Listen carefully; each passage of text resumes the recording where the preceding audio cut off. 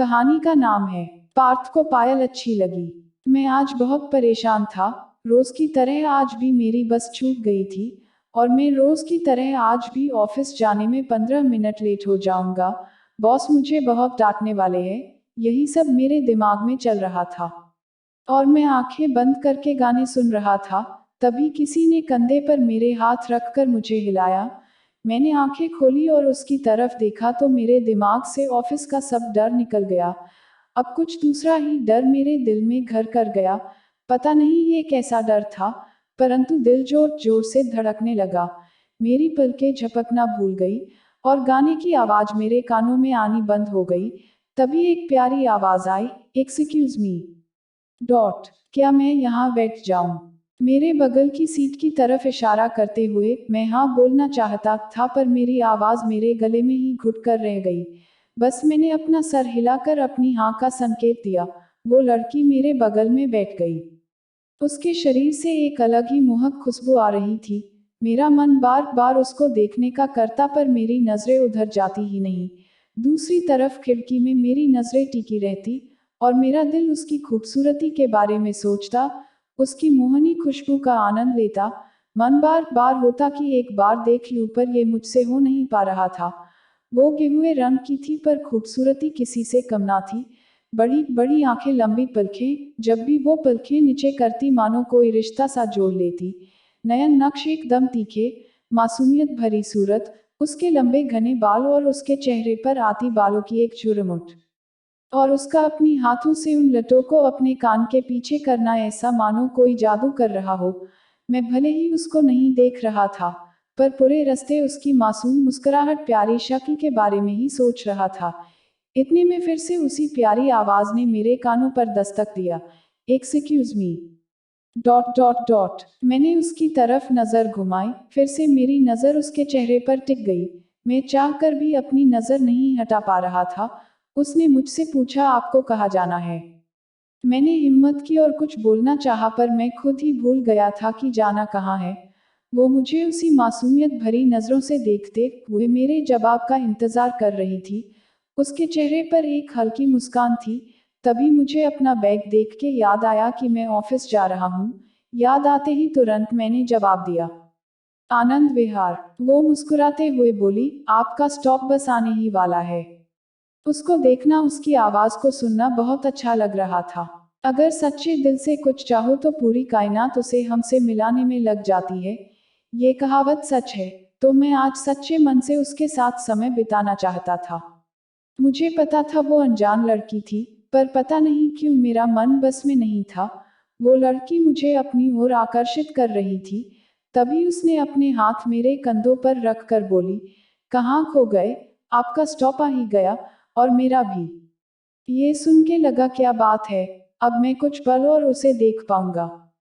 जब हम बस से उतर रहे थे, तो वो गेट का हैंडल पकड़ी हुई थी और मुझसे आगे थी। तभी मेरी नजर उसकी हाथों पर गई।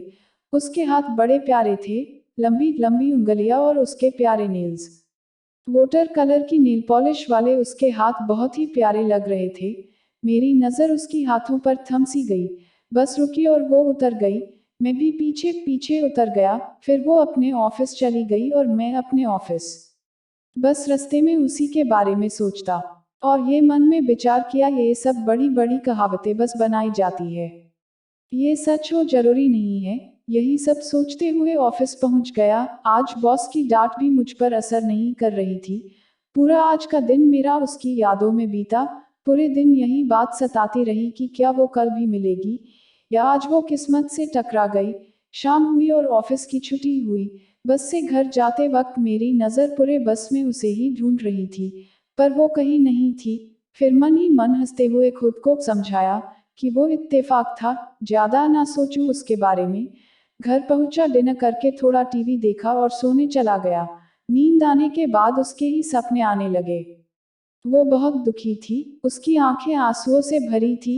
वो मुझसे हेल्प मांग रही थी। ऐसा सपना देखकर मेरी नींद अचानक से खुल गई और मुझे एहसास हुआ कि ये सब मेरे ज्यादा सोचने के कारण हो रहा है। मैं अपना मन शांत करने के लिए लंबी लंबी सांसें लेने लगा और मन शांत करके मैं दोबारा सो गया। सुबह लेट जगा, आज फिर बॉस की डांट का डर सताने लगा। फटाफट तैयार होकर मैं निकला, पर आज भी मेरी बस छूट गई। मैंने फिर दूसरी बस ली। आज भी खिड़की वाली सीट खाली थी, जिस पर कल हम बैठे थे। मैं जाकर बैठ गया। मुझे कुछ खास उम्मीद नहीं थी कि आज भी वो लड़की मिलेगी। अचानक फिर मेरे कानों में एक आवाज आई, एक्सक्यूज मी, मैं यहाँ बैठ जाऊँ? उसके चेहरे पर स्माइल थी। आज मैं भी मुस्करा दिया। बैठने का इशारा करते हुए कहा, जरूर। वो बगल की सीट पर बैठ गई। आज हमारी कुछ बात भी हुई। उसने अपना नाम पायल बताया। वो आनंद विहार में ही कॉल सेंटर में जॉब करती थी और अपने मम्मी पापा के साथ बदरपुर में रहती थी। मैंने भी अपना नाम बताया। मैं पार्थ और मैं ओखला की एक कंपनी के अकाउंट डिपार्टमेंट में जॉब करता हूँ। मैं भी अपनी फैमिली के साथ बदरपुर में रहता हूँ। अब हम रोज बस में मिलने लगे। अब मेरी बस मिस नहीं होती थी, क्योंकि अब पायल से मिलने की खुशी में नींद जल्दी खुल जाती। जल्दी तैयार होके बस स्टॉप पहुंच जाता था। किस्मत कहे या कुछ और, पर मुझे बस की वो खिड़की वाली सीट हमेशा खाली मिलती। कई बार ये बात अजीब लगती कि खिड़की की ये दो सीट हमेशा खाली क्यों मिलती है, और मेरे बस में बैठने के बाद ही पायल क्यों आती है। पायल कभी टिकट नहीं लेती। जब भी मैं पायल से कहता, पायल टिकट ले ली, तो कहती पास है मेरे पास। पर इतने करीब के सफर के लिए पास कोई क्यों बनवाएगा। पर इन बातों का क्या फायदा था। जो मैं सोच रहा था वो मिल रहा था। पायल रोज कुछ ना कुछ मेरे लिए खाने को ले आती। कभी लड्डू, कभी चॉकलेट, तो कभी पास्ता।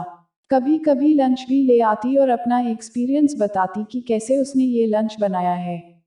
उसके लंच की एक अलग ही बात थी। ऐसा खाना मैंने कहीं नहीं खाया था। यूं ही दिन बीतते गए। वही बस, वही सीट। सब मानो फिक्स हो गया हो। हमारे बीच प्यार या दोस्ती को लेकर कोई कमिटमेंट नहीं हुई। फिर भी हम दोनों को साथ समय बिताना अच्छा लगने लगा। एक दूसरे की आंखों में एक दूसरे के प्रति सम्मान और प्यार दिखने लगा। यूं ही दिन बीतते रहे। कभी पायल कुछ लाती तो कभी मैं। ऐसे ही दिन बीत रहा था। एक दिन पायल बस में आई। वो उस दिन खुश नहीं थी। चेहरा मुरझाया सा लग रहा था।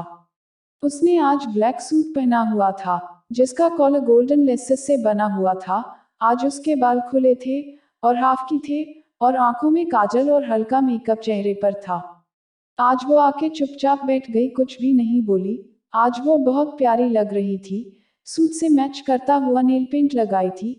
इतनी प्यारी लगने के बावजूद उसे चुप देख के ऐसा लग रहा था मानो खिले हुए गुलाब पर सूरज की रोशनी ना पड़ रही हो। मैंने उससे कई बार पूछा, पर वो कुछ ना बोली। उसने खुद को संभालते हुए बोला, पार्थ, मैं तुमसे कुछ मांगू? डॉट डॉट दोगे? ये बोलते हुए उसकी आंखें भर आई। मैंने उसे इतने दिनों में ऐसा कभी नहीं देखा।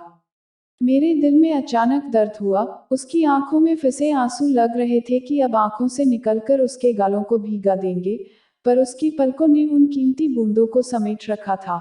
मैं अपने दिल की धड़कन को दबाते हुए तुरंत बोला, हाँ बोलो पायल, पर प्लीज हंसकर बात करो। पायल ने कहा, आज तुम ऑफिस मत जाओ, ऑफिस से छुट्टी ले लो प्लीज। मैंने कहा, बस इतनी सी बात। डॉट प्लीज अब तुम चुप हो जाओ, मैं नहीं जाऊंगा आज ऑफिस। पायल ने कहा, आज का दिन मैं तुम्हारे साथ बिताना चाहती हूँ। मैंने कहा, ठीक है, कोई बात नहीं, हम चिड़ियाघर चलते हैं। वही पार्क में बैठेंगे, कुछ खा भी लेंगे वहां। आज मौसम भी अच्छा है। उसने पलके झुका के सर हिला के चिड़ियाघर के लिए हामी भर दी।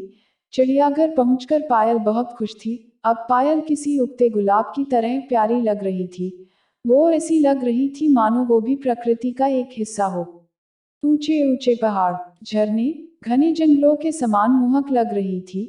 आज मुझे लगा कि उसके आंखों में आंसू मुझे किस हद तक दर्द दे सकते हैं। हमने कुछ खाया और शाम तक वही रहे। वहां बहुत भीड़ थी। बच्चे, कपल, बुजुर्ग, कॉलेज के बच्चे, सभी थे। सब चिड़ियाघर घूमने आए थे और सर्दी की अच्छी धूप में सब एंजॉय कर रहे थे। समय बीतता गया और उस मोहक चेहरे पर उदासी छाती चली गई। शाम 5 बजे पायल ने कहा, पार्थ, आज मेरा एक काम और कर दो। उसने एक लिफाफा दिया जिसमें 50,000 का चेक था और एक लेटर था। उस लिफाफे पर एक एड्रेस भी लिखा हुआ था। पायल ने कहा, पार्थ प्लीज मेरा ये आखिरी काम कर दो। ये लिफाफा इस पर लिखे एड्रेस पर पहुंचा दो। मैं ही इसको ले जाती, पर वास्तव में मैं वहां नहीं जाना चाहती। जिनको ये देना है, मैं उनकी कर्जदार हूँ, मैं उनसे नजरें नहीं मिला सकती, इसलिए प्लीज तुम मेरा ये आखिरी काम कर दो। मैंने कहा पायल तुम बार बार प्लीज मत बोलो, मैं ये काम कर दूंगा, तुम परेशान ना हो। और फिर हम दोनों चुप हो गए। अब घर जाने का वक्त हो चला था। मन तो दोनों का नहीं था कि हम घर जाए, पर घर जाना तो था ही। दोनों 405 नंबर की बस पकड़कर अपने अपने घर आ गए। अगले दिन संडे था, मैं भी आराम से सोकर 9 बजे जगा। कल सारी बातें याद आ रही थी इसलिए लेट सोया। इसलिए जागने के बाद सर भारी हो रहा था, इसलिए तुरंत फ्रेश होने चला गया। फ्रेश होके नाश्ता किया और प्लान किया कि आज ही वो लिफाफा उसके एड्रेस पर पहुंचा दूं।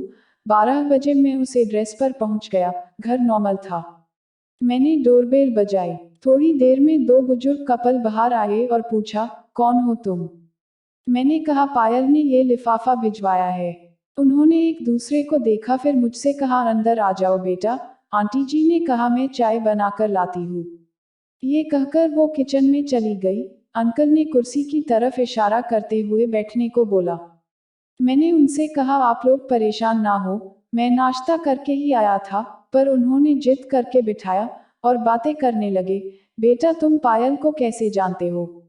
लिफाफे में क्या है मुझे समझ नहीं आ रहा था कि पायल से मेरा रिश्ता क्या बताओ, क्या कहूँ। पायल मेरी दोस्त है, पर दोस्ती की बात तो पायल ने कभी नहीं कही।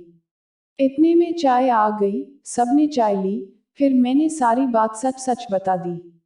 बातें सुन उनकी आंखों से आंसुओं की धारा फूट पड़ी।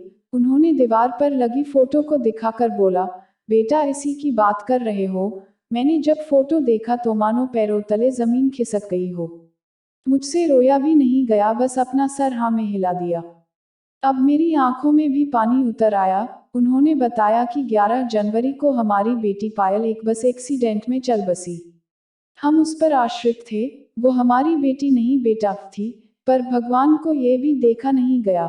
उन्होंने हमारी पायल को हमसे छीन लिया।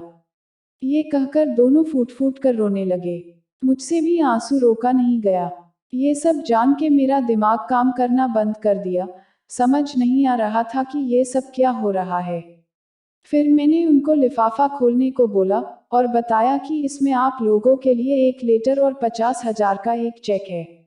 उसके माँ पापा ने बताया कि 40,000 का कर्ज था उनके ऊपर, जिसको पूरा करने के लिए पायल बहुत मेहनत कर रही थी और पैसे बचा रही थी। अब सारी बातें समझ में आ गई कि ये सब क्या हो रहा था, पर मन अब भी मानने को तैयार नहीं था। उनको शांत कराकर समझकर घर आ गया। ये सारी बातें मुझे सता रही थी। ये बातें प्रैक्टिकल नहीं थी, इसलिए विश्वास होना मुश्किल था। मैंने सोचा कि कल उसके ऑफिस जाऊंगा, वहां कुछ पता चल जाए शायद। सोमवार को मैंने ऑफिस की छुट्टी करके उसके ऑफिस गया। वहां पता लगा कि पायल शुक्रवार तक काम पर आई थी, पर उसके बाद नहीं आई, ना कोई उसका कॉल आया। उसकी फ्रेंड ने बताया कि 11 जनवरी को उसका एक्सीडेंट हुआ था, पर 12 को जॉब पर आई थी, उसे कोई चोट नहीं आई थी। उसकी फ्रेंड ने बताया कि 12 जनवरी को मैंने उससे बोला कि आराम कर ले, तो वो बोली बहुत जिम्मेदारियां हैं मुझ पे, मैं छुट्टी नहीं कर सकती। और वो रोज जॉब पर आती थी, पर शनिवार से नहीं आई। ये सब पता करके मैं जब घर जाने को हुआ तो उसके ऑफिस के बाहर पायल मुझे दिखी। सर पर चोट के निशान थे, हाथों पर गहरे घाव थे। मैंने पूछा पायल ये सब क्या हुआ? वो आंखों में आंसू लिए बोली, पार्थ तुम अब तक नहीं समझे, मेरी मौत तो 11 को ही हो गई थी, पर पापा का कर्ज था जिसके कारण मुझे मुक्ति नहीं मिली, और आज सब ठीक हो गया है, तो मैं तुम्हें ये सब बता रही हूँ। मैंने कहा अगर ये सच है तो मैं ही क्यों? तुम तो किसी की भी हेल्प ले सकती थी। पायल ने कहा नहीं, मैं किसी और की हेल्प नहीं ले सकती थी, मुझे किसी पर भरोसा नहीं था। मुझ पर क्यों भरोसा किया, मैंने पूछा। पायल ने कहा मैं तुमको पिछले महीने से पसंद कर रही थी। तुम्हारी अच्छाई मुझे अच्छी लगने लगी, शायद इसीलिए तुम पर भरोसा किया। और इतना ही नहीं, तुम भरोसे के लायक हो कि नहीं ये देखने के लिए पिछले 1 महीने से तुम्हारे साथ थी। तब मुझे तुम पर भरोसा हुआ कि सच में तुम एक अच्छे इंसान हो। फिर मैंने वो चेक देकर तुम्हें अपने घर भेजा। मैं तुम्हें बहुत पसंद करती थी। ये कहते हुए पायल की आंखें भर आई और वो मेरी आंखों के सामने ही गायब हो गई। इन 1 महीनों में मेरे साथ बहुत कुछ हो गया, और ये भी समझ गया कि पायल एक अच्छी और जिम्मेदार लड़की थी। उस रात सब बात सोचता रहा और मैंने डिसाइड किया कि पायल के माँ पापा की देखभाल मैं करूँगा। मैं उसके बाद से हर महीने पूरे महीने का राशन और कुछ पैसे पहुँचा दिया करता। हर रविवार और त्योहारों पर उनसे मिलने जाता। उनसे मिलकर ऐसा लगता कि मैं पायल के करीब ही हूँ। पायल हम सबको देख रही है और मुस्कुरा रही है। समाप्त। कहानी अच्छी लगे तो इसे लाइक कीजिए, शेयर कीजिए और सब्सक्राइब करना ना भूले और बेल आइकन को जरूर दबाएं। धन्यवाद।